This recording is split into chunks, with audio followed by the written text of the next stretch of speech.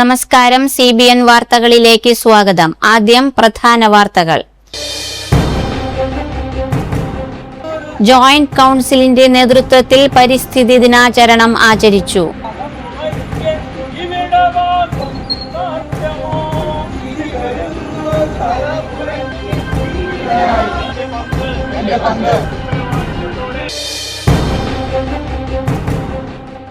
Kochi airport Lions club നടപ്പിലാക്കുന്ന വിദ്യാകിരണം പദ്ധതിക്ക് തുടക്കമായി.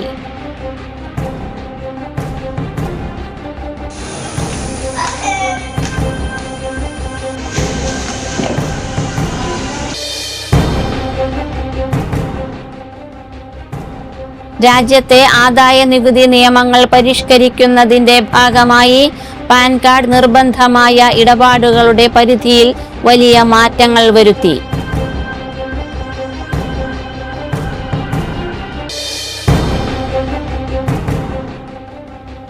കരുവന്നൂർ കള്ളപ്പണ ഇടപാട് കേസിൽ CPM നേതാക്കൾക്കെതിരെ പ്രഥമ ദൃഷ്ട്യാ തെളിവുണ്ടെന്ന് കോടതി.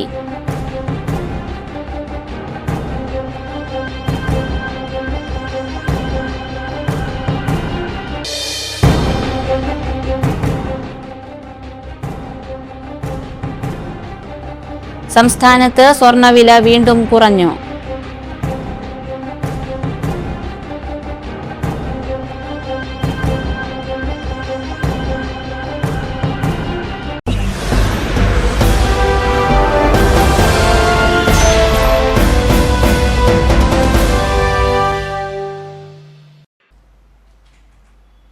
ജോയിന്റ് കൗൺസിലിന്റെ നേതൃത്വത്തിൽ പരിസ്ഥിതി ദിനാചരണം ആചരിച്ചു. വിവിധ മേഖലകളിൽ വൃക്ഷത്തൈകൾ നട്ടുകൊണ്ടാണ് ദിനാചരണ പരിപാടികൾക്ക് തുടക്കമായത്. ചാലക്കുടിയിൽ സംഘടിപ്പിച്ച പരിപാടിയുടെ ഭാഗമായി വൈകുന്നേരം പരിസ്ഥിതി സെമിനാറും പ്രകൃതി സംരക്ഷണ സന്ദേശ പദയാത്രയും നടത്തി. പരിസ്ഥിതി പ്രവർത്തകൻ M. മോഹൻദാസ് സെമിനാർ ഉദ്ഘാടനം ചെയ്തു. ജില്ലാ പ്രസിഡന്റ് EK സുഷീർ അധ്യക്ഷത വഹിച്ചു. സംസ്ഥാന വൈസ് ചെയർപേഴ്സൺ VV ഹാപ്പി, സംസ്ഥാന സെക്രട്ടേറിയറ്റ് അംഗങ്ങളായ R. ഹരീഷ് കുമാർ, VJ മെർലി, ജില്ലാ സെക്രട്ടറി P. ധനുഷ് എന്നിവർ സംസാരിച്ചു. തുടർന്ന് ചാലക്കുടി ആനമല ജംഗ്ഷനിൽ നിന്ന് കൂടപ്പുഴ ആറാട്ടുകടവ് വരെ പ്രകൃതി സംരക്ഷണ സന്ദേശ കാൽനട യാത്ര നടത്തി. കൂടപ്പുഴ ആറാട്ടുകടവിൽ നടന്ന കാൽനട യാത്രാ സമാപനത്തിൽ പ്രകൃതി സംരക്ഷണ പ്രതിജ്ഞയെടുത്തു.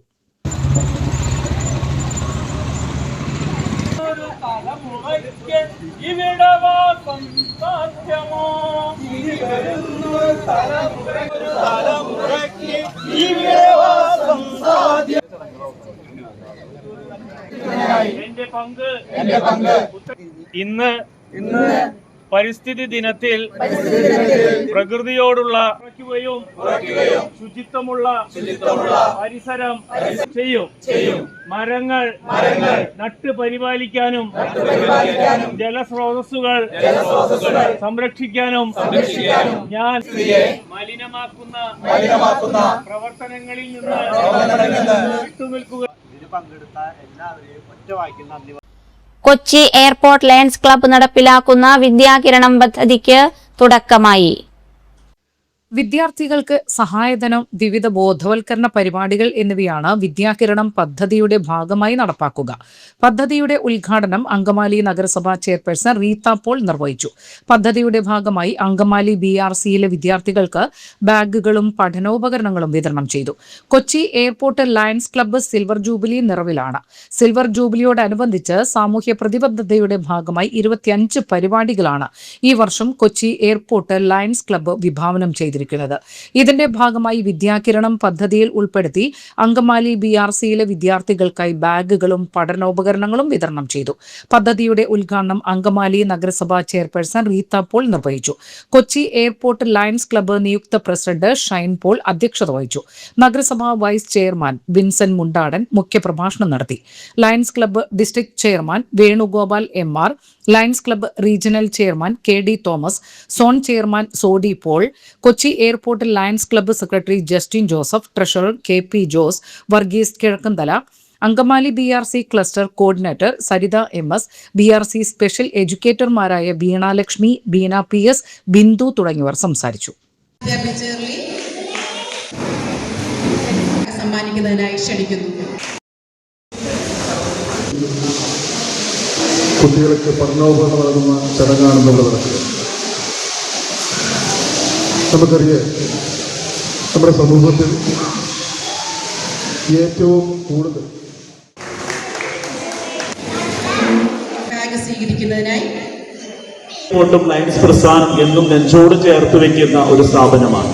കാരണം ഇവിടുത്തെ ഗുരുതികളായാലും ഇവിടുത്തെ അധ്യാപകരായാലും ഇവരൊക്കെ സമൂഹത്തിന് വേണ്ടി ചെയ്യുന്ന വലിയ സേവനങ്ങളെ എന്നും വളരെ വളരെ സ്നേഹത്തോടു കൂടി അല്ലെങ്കിൽ വളരെ ഇതോടുകൂടി ബഹുമാനത്തോടു കൂടി തന്നെ ഞങ്ങൾ നോക്കിക്കാണുന്നവരാണ്. കൊച്ചി എയർപോർട്ട് ലയൺസ് ക്ലബ്ബ് പ്രവർത്തനം ആരംഭിച്ചിട്ട് 2.5 പതിറ്റാണ്ട് തികയുകയാണ്. ഈ വർഷം ക്ലബിന്റെ 25 രക്ഷിതാക്കൾ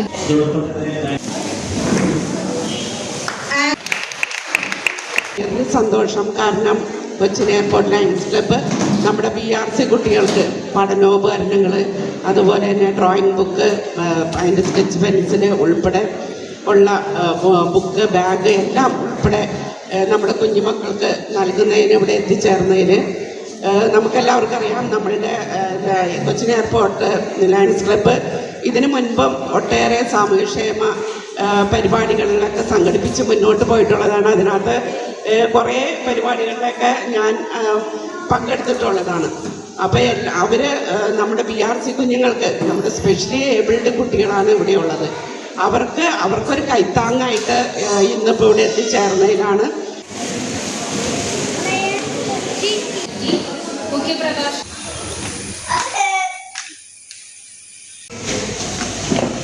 രാജ്യത്തെ ആദായ നികുതി നിയമങ്ങൾ പരിഷ്കരിക്കുന്നതിന്റെ ഭാഗമായി പാൻ കാർഡ് നിർബന്ധമായ ഇടപാടുകളുടെ പരിധിയിൽ വലിയ മാറ്റങ്ങൾ വരുത്തി.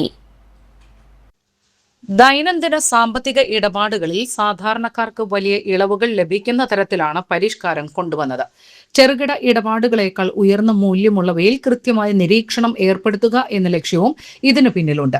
ബാങ്ക് അക്കൗണ്ടിൽ നിന്ന് വലിയ തുക പണമായി പിൻവലിക്കുന്നത് നിയമവിരുദ്ധമല്ല. എന്നാൽ ഒരു സാമ്പത്തിക വർഷത്തിനിടയിൽ പിൻവലിക്കുന്ന ആകെ തുക 10 ലക്ഷം രൂപ കടന്നാൽ ആ വിവരം ബാങ്കുകൾ ആദായനികുതി വകുപ്പിനെ അറിയിക്കേണ്ടതുണ്ട്. അതുകൊണ്ട് തന്നെ വലിയ തുക പണമായി കൈകാര്യം ചെയ്യുന്നവർ ഈ നിയമം മനസ്സിലാക്കേണ്ടത് പ്രധാനമാണ്. പലരും കരുതുന്നത് പോലെ ഇത് ഒറ്റത്തവണ പിൻവലിക്കുന്ന തുകയെ അടിസ്ഥാനമാക്കിയല്ല. ഉദാഹരണത്തിന് ഏപ്രിലിൽ 2 ലക്ഷം, ഓഗസ്റ്റ് 3 ലക്ഷം, ഡിസംബറിൽ 5 ലക്ഷം എന്നിങ്ങനെ പിൻവലിച്ചാലും ആകെ തുക 10 ലക്ഷം രൂപയാകും. സാമ്പത്തിക വർഷത്തിനിടെ അക്കൗണ്ടിൽ നിന്നുള്ള മൊത്തം ക്യാഷ് ഇടപാടുകളാണ് അധികൃതർ പരിഗണിക്കുന്നത്. ബാങ്കുകൾ, സഹകരണ ബാങ്കുകൾ, പോസ്റ്റ് ഓഫീസുകൾ എന്നിവയ്ക്ക് ഇത്തരം ഉയർന്ന മൂല്യമുള്ള ക്യാഷ് ഇടപാടുകൾ ആദായനികുതി വകുപ്പിന് റിപ്പോർട്ട് ചെയ്യേണ്ട ബാധ്യതയുണ്ട്. ഉയർന്ന മൂല്യമുള്ള ബാങ്കിംഗ് ഇടപാടുകൾ പാൻ നമ്പറുമായി ബന്ധിപ്പിക്കും. ക്യാഷ് പിൻവലിക്കലുകളും നിക്ഷേപങ്ങളും പാൻ അടിസ്ഥാനത്തിൽ രേഖപ്പെടുത്തുകയും ആവശ്യമായ വിവരങ്ങൾ ആദായനികുതി വകുപ്പിലേക്ക് ബാങ്കുകൾ കൈമാറുകയും ചെയ്യും. പ്രഖ്യാപിത വരുമാനത്തേക്കാൾ വളരെ ഉയർന്ന തോതിൽ പണം പിൻവലിക്കൽ നടത്തുകയോ പിൻവലിച്ച പണം വീണ്ടും അക്കൗണ്ടിൽ നിക്ഷേപിക്കുകയോ സാമ്പത്തിക ഇടപാടുകളും വരുമാന രേഖകളും തമ്മിൽ പൊരുത്തക്കേട് കാണിക്കുകയോ ചെയ്താൽ ആദായനികുതി വകുപ്പിന്റെ വിശദമായ പരിശോധനയ്ക്ക് സാധ്യതയുണ്ട്. 10 ലക്ഷം കവിയുന്ന ക്യാഷ് പിൻവലിക്കൽ കുറ്റമല്ല. എന്നാൽ വലിയ തുകകൾ കൈകാര്യം ചെയ്യുമ്പോൾ ബാങ്കുകൾ അത് ആദായനികുതി വകുപ്പിനെ അറിയിക്കുമെന്ന കാര്യം മറക്കരുത്. വരുമാന രേഖകളും ബാങ്ക് ഇടപാടുകളും തമ്മിൽ വ്യക്തതയും പൊരുത്തപ്പെടലും നിലനിർത്തിയാൽ അനാവശ്യമായ നികുതി സംശയങ്ങളും അന്വേഷണങ്ങളും ഒഴിവാക്കാൻ സാധിക്കുമെന്ന് സാമ്പത്തിക വിദഗ്ധർ പറയുന്നു. പടിഞ്ഞാറെ ചാലക്കുടിയിലെ മലയാമ്പറമ്പ്, തോട്ടവീഥി, മനപ്പടി പ്രദേശവാസികൾ സഞ്ചാര സ്വാതന്ത്ര്യത്തിനു വേണ്ടി ജനകീയ സംഗമം നടത്തുമെന്ന് വാർത്താസമ്മേളനത്തിൽ ആക്ഷൻ കൗൺസിൽ ഭാരവാഹികൾ അറിയിച്ചു. ചാലക്കുടി റെയിൽവേ സ്റ്റേഷന്റെ സമീപകാലത്തെ വികസനത്തെ തുടർന്ന് സഞ്ചാരപാതയ്ക്ക് തടസ്സം നേരിട്ടതാണ് ഇവരുടെ പ്രതിഷേധത്തിന് കാരണം. FCA ഗോഡൌൺ വഴിയും DRL വഴിയും ഇവർക്ക് പണ്ട് കാലം മുതൽ റെയിൽ പാതയ്ക്ക് മറുപുറത്തുള്ള മാള റോഡിലേക്ക് പോകാൻ സൗകര്യമുണ്ടായിരുന്നു. എന്നാൽ 2ാം നമ്പർ പ്ലാറ്റ്ഫോം നിർമ്മിക്കുകയും പ്ലാറ്റ്ഫോം നീട്ടുകയും ചെയ്തതോടെ ജനങ്ങൾക്ക് യാത്രാ തടസ്സം നേരിടേണ്ടി വന്നു. മുമ്പ് നഗരസഭയുടെ ഇടപെടൽ മൂലം 2 ഭാഗത്തെയും റോഡിൽ നിന്ന് മാള റോഡിലേക്ക് പ്രവേശിക്കാവുന്ന ഒരു ഫുട് ഓവർ ബ്രിഡ്ജ് നിർമ്മിക്കുകയുണ്ടായി. പടിഞ്ഞാറ് ചാലക്കുടിയിലെ പ്രത്യേകിച്ചും മലയാമ്പറമ്പ്, മനപ്പടി പ്രദേശം, തോട്ടവീതി പ്രദേശം എന്നീ ജനവിഭാഗങ്ങൾക്ക് ഇതുവരെ അനുഭവിച്ചു വന്ന ലഭിച്ചിരുന്ന സഞ്ചാര സ്വാതന്ത്ര്യം ഇപ്പോൾ നിഷേധിക്കപ്പെട്ട ഒരു സാഹചര്യത്തെ തുടർന്ന് ഒരു ജനകീയ പിന്തുണ ഉണ്ടാവുകയും പത്രങ്ങളും ദൃശ്യമാധ്യമങ്ങളും ഞങ്ങൾക്ക് ആവശ്യമായ പിന്തുണ ലഭിക്കുന്നതിന് വേണ്ടിയാണ് ഇത്തരത്തിലുള്ള ഒരു പത്രസമ്മേളനം വിളിച്ചുകൂട്ടിയിരിക്കുന്നത്. വർഷങ്ങൾക്ക് മുൻപ് ആദരണീയനായ പനമ്പള്ളി ഗോവിന്ദമേനോന്റെ കാലത്താണ് ചാലക്കുടി റെയിൽവേ സ്റ്റേഷൻ സ്ഥാപിതമായത്. ഏകദേശം 35 വർഷം മുൻപ് ആദ്യം സ്ഥാപിതമായ റെയിൽവേ സ്റ്റേഷന്റെ പ്ലാറ്റ്ഫോം 35 വർഷം മുന്നേ അല്പം മുന്നോട്ട് നീട്ടുകയുണ്ടായി. അതോടൊപ്പം തന്നെ സെക്കൻഡ് പ്ലാറ്റ്ഫോമും നിർമ്മാണം നടത്തി. മുൻകാലങ്ങളിൽ നിലവിലുണ്ടായിരുന്ന പ്ലാറ്റ്ഫോം ഉണ്ടായിരുന്നത് ഇപ്പോൾ സ്ഥിതി ചെയ്യുന്ന റെയിൽവേ ക്വാർട്ടേഴ്സും തൊട്ടപ്പുറത്ത് ഇലക്ട്രിക്കൽ സ്റ്റോറേജ് സ്റ്റേഷന്റെ നടുക്ക് കൂടെ ഒരു ഗേറ്റ്, റെയിലിന്റെ ഇരുഭാഗത്തും 3.5 മീറ്ററോളം വരുന്ന വീതിയുള്ള റെയിൽവേ ഗേറ്റ് ഉണ്ടായിരുന്നു റെയിൽവേയുടെ. എന്നാൽ ഇപ്പോൾ റെയിൽവേയുടെ പുതിയ വികസനത്തിന്റെ ഭാഗമായി ഗുഡ്സ് ട്രെയിനുകളുടെ പാർക്കിങ്ങിന് വേണ്ടി പാത വീതി കൂട്ടാൻ DRL ഭാഗത്ത് മണ്ണിടിച്ച് ഉയർത്തി.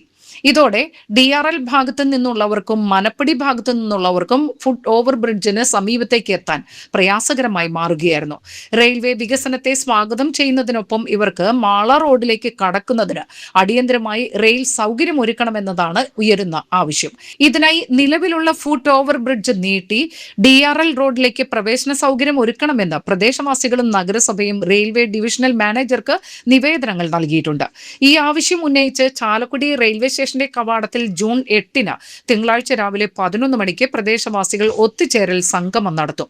ബെന്നി ബെഹനാൻ MP പങ്കെടുക്കും. വാർത്താ സമ്മേളനത്തിൽ ആക്ഷൻ കൗൺസിൽ രക്ഷാധികാരി, നഗരസഭാ vice chairman KV Paul, chairman നഗരസഭാ അംഗം ലിൻഡ ജോയ്, കൺവീനർ നഗരസഭാ അംഗം രാമൻ തട്ടായത്ത്, ML മാത്യു, ബിജു ആങ്കാരത്ത്, ഭാസ്കരൻ മാമ്പ്രക്കാട്ടിൽ എന്നിവർ പങ്കെടുത്തു. ഈ നിർമ്മാണ പ്രവൃത്തി ആരംഭിച്ച ഘട്ടം മുതൽ തന്നെ FCI ഭാഗത്തു നിന്നും DRL റോഡിൽ നിന്നും വരുന്ന ജനങ്ങൾക്ക്, അതായത് മലയാമ്പറമ്പ്, തോട്ടവീതി, മനപ്പടി ഭാഗത്തു നിന്നും വരുന്ന ജനങ്ങൾക്ക് റെയിൽവേ സ്റ്റേഷനിലേക്ക് ട്രെയിനിൽ യാത്ര ചെയ്യുന്നതിനോ അല്ലെങ്കിൽ റെയിൽ മുറിച്ചു കടന്ന് മാള റൂട്ടിലേക്ക് പ്രവേശിക്കുന്നതിനോ സാധ്യമല്ലാത്ത വിധത്തിൽ റെയിൽവേ മണ്ണടിച്ച് ഉയർത്തി വലിയ പാർശ്വഭിത്തികൾ പണിത് കോൺക്രീറ്റ് ചെയ്ത് ബ്ലോക്കുകൾ കൊണ്ട് പാർശ്വഭിത്തികൾ പണിത് ഇപ്പോൾ അങ്ങോട്ട് പ്രവേശിക്കാൻ സാധ്യമല്ലാത്ത വിധത്തിൽ വലിയ തടസ്സം വന്നിരിക്കും. കരുവന്നൂർ കള്ളപ്പണ ഇടപാട് കേസിൽ CPM നേതാക്കൾക്കെതിരെ പ്രഥമ ദൃഷ്ട്യാ തെളിവുണ്ടെന്ന് കോടതി. 28 പ്രതികളും വിചാരണ നേരിടണമെന്ന് കൊച്ചിയിലുള്ള PMLA കോടതി ഉത്തരവിട്ടു. പ്രതികൾക്ക് സമൻസ് അയച്ച കോടതി ജൂലൈ 4 കേസ് പരിഗണിക്കുമ്പോൾ പ്രതികൾ നേരിട്ട് ഹാജരാകണമെന്നും ഉത്തരവിൽ പറയുന്നു. കേസിൽ കഴിഞ്ഞ ദിവസം ED 2ാം ഘട്ട കുറ്റപത്രം സമർപ്പിച്ചിരുന്നു. ഭാരതീയ ന്യായ സംഹിത പ്രകാരം കുറ്റപത്രം സമർപ്പിച്ചു കഴിഞ്ഞാൽ അതിൽ വിചാരണ തുടങ്ങുന്നതിന് മുമ്പ് പ്രതികളുടെ വാദം കേൾക്കണം. അത്തരത്തിൽ പ്രതികളുടെ വാദം കേട്ട ശേഷമാണ് കോടതിയുടെ ഉത്തരവ് വന്നത്. പ്രതികളുടെ വാദം തള്ളിയ കോടതി കേസിൽ CPM നേതാക്കൾക്കെതിരെ പ്രഥമദൃഷ്ട്യാ തെളിവുണ്ടെന്ന് കണ്ടെത്തുകയായിരുന്നു. കേസിൽ പ്രഥമദൃഷ്ട്യാ കുറ്റം നിലനിൽക്കില്ല, കുറ്റം ചെയ്തു എന്നതിന് തെളിവില്ല എന്ന തുടങ്ങിയ വാദങ്ങളാണ് പ്രതികൾ ഉന്നയിച്ചത്. കേസിൽ 83 പ്രതികളാണ് ഉള്ളത്. ഇതിൽ 55 പ്രതികൾക്കെതിരെയാണ് നടപടി തുടങ്ങിയത്. ഈ 55 പ്രതികളിൽ 28 പേർക്കെതിരെ പ്രഥമദൃഷ്ട്യാ കുറ്റം നിലനിൽക്കും എന്നാണ് കോടതി വ്യക്തമാക്കിയത്. CPM നേതാക്കളായ ACM Moideen, K Radhakrishnan, CPM Thrissur മുൻ ജില്ലാ സെക്രട്ടറി MM വർഗീസ് തുടങ്ങിയവർ വിചാരണ നേരിടണമെന്നും കോടതി വ്യക്തമാക്കി. കരുവന്നൂർ കള്ളപ്പണ ഇടപാട് കേസിൽ പാർട്ടിക്ക് പങ്കില്ല എന്നാണ് CPM ആവർത്തിച്ചു പറഞ്ഞിരുന്നത്. കരുവന്നൂർ ഭരണസമിതിയെ നിയന്ത്രിക്കാൻ CPM ജില്ലാ കമ്മിറ്റി സബ് കമ്മിറ്റിയെ വെച്ചു. ഈ സബ് കമ്മിറ്റി വഴിവിട്ട വായ്പകൾ പലർക്കും നൽകി എന്നാണ് EDയുടെ പ്രധാന വാദം.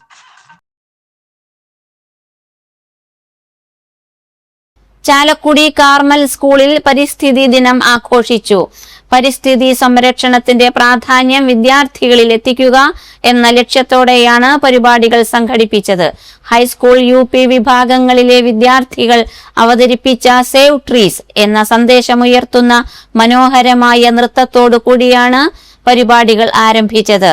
മരങ്ങൾ വെട്ടി നശിപ്പിക്കുന്നതിന് എതിരെയുള്ള സന്ദേശം നൽകുന്നതായിരുന്നു നൃത്തപരിപാടി. തുടർന്ന് സ്കൂളിലെ മുൻ principal revenue father Jose Thanikkal ചട്ടിയിൽ ഒരു വൃക്ഷത്തൈ നട്ട് പരിപാടിയുടെ ഔദ്യോഗിക ഉദ്ഘാടനം നിർവഹിച്ചു. ചടങ്ങിന്റെ അവസാന ഭാഗമായി വിദ്യാർത്ഥികളും അധ്യാപകരും ചേർന്ന് പരിസ്ഥിതി ദിന പ്രതിജ്ഞ എടുത്തു. ലോക പരിസ്ഥിതി ദിനത്തോടനുബന്ധിച്ച് കോടശ്ശേരി കാരുണ്യ സോഷ്യൽ വർക്കിംഗ് ഗ്രൂപ്പിന്റെ ആഭിമുഖ്യത്തിൽ 111 പേർക്ക് സൂര്യകാന്തി ഇനത്തിൽപ്പെട്ട മുളക് തൈകൾ കുറ്റിച്ചിറയിലും ചായ്പൻകുഴിയിലുമായി വിതരണം ചെയ്തു. കുറ്റിച്ചിറയിലെ പരിപാടി പുളിങ്കര പള്ളി വികാരി ഫാദർ ജിജി കുന്നൽ ഉദ്ഘാടനം ചെയ്തു. ചായ്പൻകുഴിയിലെ ചടങ്ങ് സെന്റ് ആന്റണീസ് പള്ളി വികാരി ഫാദർ ഡാനിയൽ വാരമുത്ത് ഉദ്ഘാടനം ചെയ്തു. പ്രസിഡന്റ് KM ജോസ് അധ്യക്ഷത വഹിച്ചു. Father Bobin Kalappurackal, Varghese Porayi, TT Baby, Omana Jose, Benny Nabelin, Parameswaran Kamattathi എന്നിവർ പ്രസംഗിച്ചു. അപ്പോൾ ഇതിൻ്റെ അർത്ഥം എന്താണ് എന്ന് നമ്മൾ ഓരോരുത്തരും ചിന്തിക്കുക. നമ്മൾ സ്കൂളിൽ പഠിക്കുമ്പോൾ മരം ഒരു വരം എന്ന് പറഞ്ഞു. ഇന്ന് നമ്മൾ എത്ര ആൾ മരം വെച്ചിട്ട് നമുക്ക് തന്നെ ഒന്ന് ശ്രദ്ധിച്ചാൽ നന്നായിട്ട് അറിയാമല്ലോ അല്ലേ. അപ്പോൾ ഇന്നത്തെ ഈ ചടങ്ങിലേക്ക് കാരുണ്യ സോഷ്യൽ വർക്കിംഗ് ഗ്രൂപ്പിൻ്റെ അംഗങ്ങളെ എല്ലാവരെയും ഇതിലേക്ക് ക്ഷണിക്കുന്നു. ഇവിടെ എത്തിച്ചേർന്ന എല്ലാവരെയും ഇതിലേക്ക് ക്ഷണിക്കുന്നു.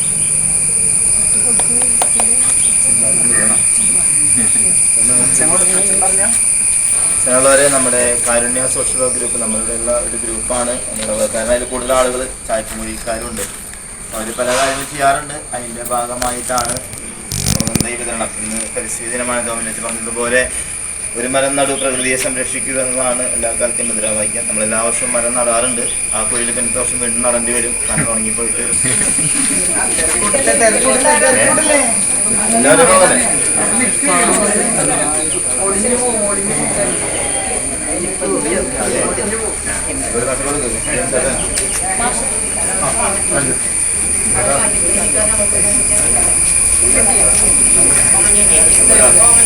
ഓരോ കയ്യന്റെ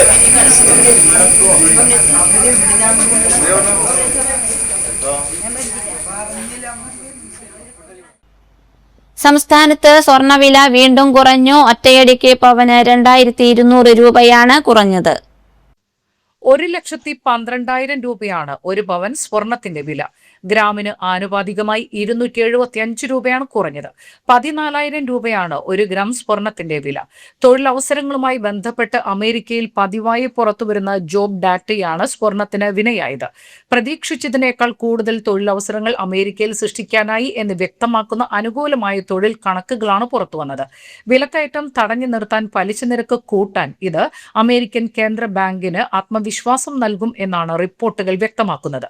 ഇത് ഡോളർ കൂടുതൽ ശക്തിയാർജിക്കാനും ഇടയാക്കും. ഇതാണ് സ്വർണ്ണവിലയിൽ പ്രതിഫലിച്ചത്. പശ്ചിമേഷ്യൻ സംഘർഷം കനക്കുന്നതും ഇറാൻ അമേരിക്ക സമാധാന കരാർ യാഥാർത്ഥ്യമാകുന്നത് അനിശ്ചിതമായി നീളുന്നതും സ്വർണ്ണവിലയെ സ്വാധീനിക്കുന്നുണ്ട്. ജനുവരി 29 രേഖപ്പെടുത്തിയ 1,31,160 രൂപയാണ് സ്വർണ്ണവിലയിലെ റെക്കോർഡ്. ഡിസംബർ 23 പവൻ വില ആദ്യമായി 1 ലക്ഷം കടന്നത്. കൊടകര സരസ്വതി വിദ്യാനികേതൻ സെൻട്രൽ സ്കൂളിൽ അനുമോദന സഭ സംഘടിപ്പിച്ചു.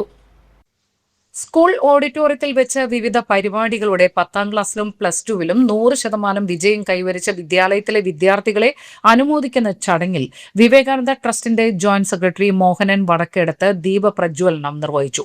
Vivekananda trust chairman TC Sethumadhavan അധ്യക്ഷത വഹിച്ചു. ഭാരതീയ വിദ്യാനികേതൻ ജില്ലാ പ്രസിഡന്റ് ദിവ്യ ഷാജി മുഖ്യപ്രഭാഷണം നടത്തി. വിവേകാനന്ദ ട്രസ്റ്റ് സെക്രട്ടറി KS സുഗേഷ്, വിദ്യാലയ സമിതി പ്രസിഡന്റ് M കൃഷ്ണകുമാർ, വിദ്യാലയ സമിതി secretary Ramdas, manager TK Satheesh, principal Roshan P Nair തുടങ്ങിയവർ സന്നിഹിതരായി.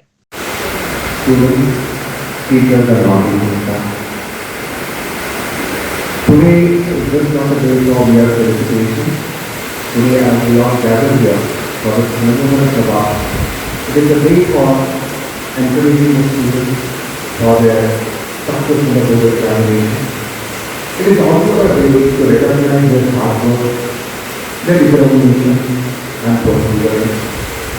As I say this, there are people behind the success.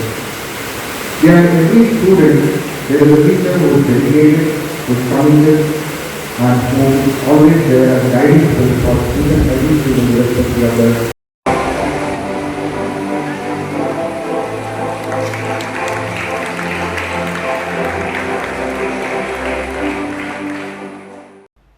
സംസ്ഥാനത്ത് മഴ മുന്നറിയിപ്പിൽ മാറ്റം.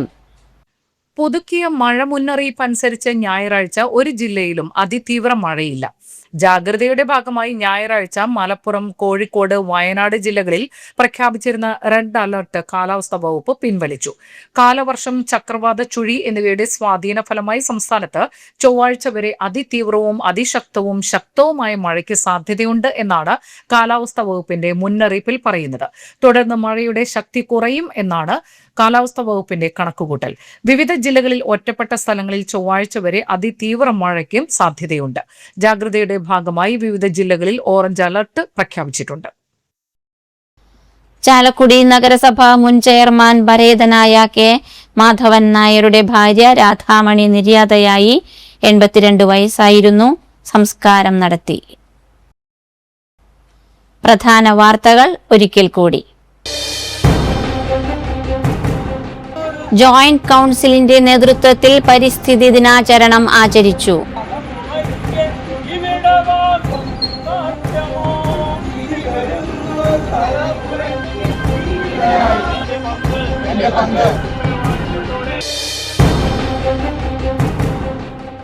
കൊച്ചി എയർപോർട്ട് ലയൺസ് ക്ലബ്ബ് നടപ്പിലാക്കുന്ന വിദ്യാകിരണം പദ്ധതിക്ക് തുടക്കമായി.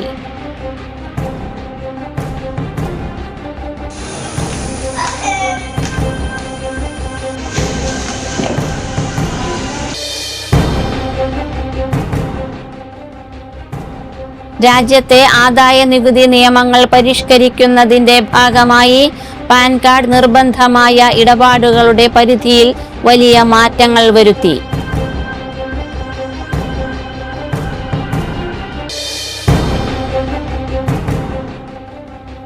കരുവന്നൂർ കള്ളപ്പണ ഇടപാട് കേസിൽ CPM നേതാക്കൾക്കെതിരെ പ്രഥമ ദൃഷ്ട്യാ തെളിവുണ്ടെന്ന് കോടതി.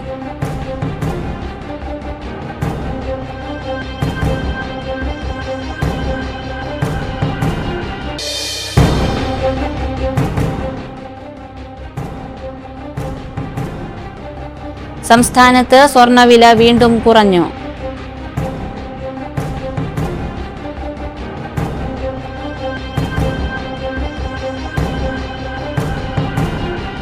ഇതോടെ ഈ വാർത്താ ബുള്ളറ്റിൻ സമാപിച്ചു. നമസ്കാരം.